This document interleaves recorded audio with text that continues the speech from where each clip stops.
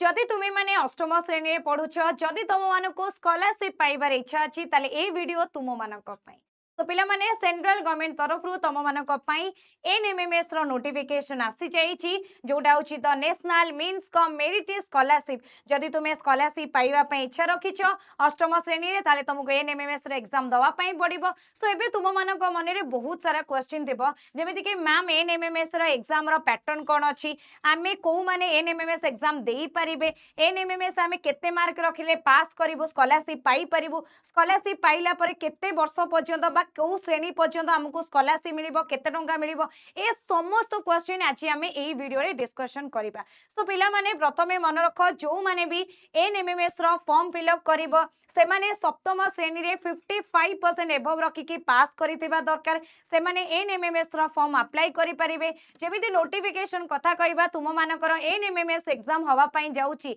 6/12/2026 माने डिसेंबर 6 तारिख दिन तुम मानकर एनएमएमएस एग्जाम हबो एवं जदि फॉर्म फिलअप कथा कहबा ऑनलाइन अप्लाई रो ताले ऑलरेडी डेट आरंभ हो जाईची 17/8/2026 रु 17/9/2026 पर्यंत डेट अछि तमे माने ऑनलाइन फॉर्म एप्लिकेशन करि परिबो एवं ता सहित तमे जो फॉर्म फिलअप करिला परे तुमको जो फाइनल फॉर्म मिलिथिबो ताकू नेकिना तुम स्कूल रो हेड टीचर को पाखरे सबमिट करिवो हेड टीचर ताकू नेकिना जिला शिक्षा अधिकारी को पाखरे दाखल करिवे से भी 28/9/2026 तारिख पर्यंत तो ये रहिला तुमरा फॉर्म फिलअप रो नोटिफिकेशन एग्जाम डेट रो नोटिफिकेशन एबे आमे आसीबा एग्जाम रो पैटर्न विषय तो मानको मने क्वेश्चन अछि ना कि मैम एग्जाम केमिति आसीबो को विषय पढिया पई पडिबो पैटर्न को रहउची तो पिला माने मन रखिताओ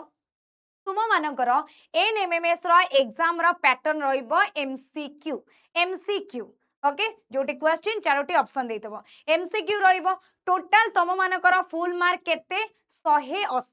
180 फुल मार्क ता माने 180 टा क्वेश्चन आसीबो 180 फुल मार्क समय होउची केते 3 घंटा 3 घंटा तुमको समय दिया जिवो तमे कहबो मैम एते घंटा हमें बसिबो ना से 3 घंटा रे तुमानको पेपर दुईटा रहिबो ता माने तमरो फर्स्ट एंड सेकंड शिफ्टिंग रो एग्जाम होबो जोटी दुईटा पेपर तमे एग्जाम देबो फर्स्ट पेपर होइबो 90 मार्क रो मने रखि दाओ फर्स्ट पेपर 90 मार्क समय होउची 19 मिनिट माने 1.5 आवर्स ता माने तुमको 1.5 घंटा रो समय मिलुची मने रखो 180 टा तुम मानकर फुल मार्क होची एनएमएमएस रो 180 मार्क 180 टा क्वेश्चन जाको दीटा पेपर रे डिवाइड करा जाईची प्रथम पेपर होइबो तुमरो एमएटी मेंटल एबिलिटी टेस्ट ता माने सेथिरे तुम मानकर रीजनिंग रहिबो एनालिसिस क्लासिफिकेशन न्यूमेरिकल ये सब रहिबो माने जनरली मैथ आ रीजनिंग ऊपर रहिबो फर्स्ट पेपर 90 टा क्वेश्चन आसीबो 90 मार्क रो आसीबो टाइम होउची 90 मिनिट माने 1.5 घंटा तुमको समय मिलिबो सेकेंड आसिला कोन सेकेंड आसिला सेकेंड पेपर जाको हमें सैट कहिबा विषयगत दक्षता तमरो सामाजिक विज्ञान हेई गला पदार्थ विज्ञान हेई गला इतिहास भूगोल राजनीति विज्ञान हेई गला अर्थनीति हेई गला गणित हेई गला ये आसीबो तमरो सैट पेपर रे 90 टा क्वेश्चन 90 मार्क 90 मिनिट ता माने एथिरे मध्ये तुमको 1.5 घंटा ता माने 180 मार्क रो 180 मार्क रो दुईटा पेपर 90 मार्क रो एथिरे 90 मिनिट एथिरे 90 मिनिट ता माने तुमको टोटल दीटा पेपर 3 घंटार समय दिया जिवो ताले तमे कहबो कि मैम मते कम पढिबा पई पडिबो तुमको षष्ठ सप्तम एवं अष्टम श्रेणी बही को कंप्लीट करिबा पई पडिबो बुझेला जदि तमे स्कॉलरशिप पाइबा पई चाहुचो ताले सप्तम रो गणित सामाजिक राजनीतिक विज्ञान ए सब को स्ट्रांग करिया पई पडिबो एवं ता सहित अष्टम श्रेणी रो बही मध्य पढिबा पई पडिबो एबे तुम मानक मन रे क्वेश्चन आस्तबो ना मैम जदि हमें पास करि गलु ताले हमकु केते टंका मिलिबो केते परसेंट रखिले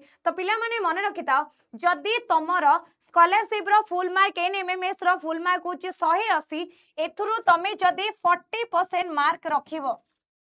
ताहले तुम मानकु स्कॉलरशिप मिलिबो 40% मार्क रखिले तुम मानकु स्कॉलरशिप मिलिबो एंड ता सहित जदि तुमे स्कॉलरशिप पाई जाउचो ताहले तुमको नवम श्रेणी रु नेकिना +2 सेकंड ईयर पर्यंत प्रति मासरे 1000 टंका लेखा स्कॉलरशिप मिलिबो तो स्कॉलरशिप रो प्राइस मनी केते स्कॉलरशिप रो प्राइस मनी होची 1000 टंका प्रति मासरे मिलिबो केते वर्ष पई मिलिबो 4 वर्ष पई मिलिबो ता माने नवम दशम plus two first year plus two second year so 4 वर्ष तुम मानक स्कॉलरशिप मिल सो ये रहा तुम एनएमएमएस एब्र एग्जाम पैटर्न स्कॉलरशिप केते मिलिबो जदि आम नोटिफिकेशन को देखा तो ये तुम नोटिफिकेशन आसी जाइए एंड जोटी तुम्हें पूरा डिटेल्स रे लिखाई कौन केमिति तुम्हें स्कॉलरशिप केते परसेंट पाइबो कौन नाई केते परसेंट मार्क रखिबो कौ मानकु मिलिबो कौ वर्गर पिला मानकु मिलिबो एससी एसटी ओबीसी एवं जनरल का मध्य डिवाइड करा जाइछि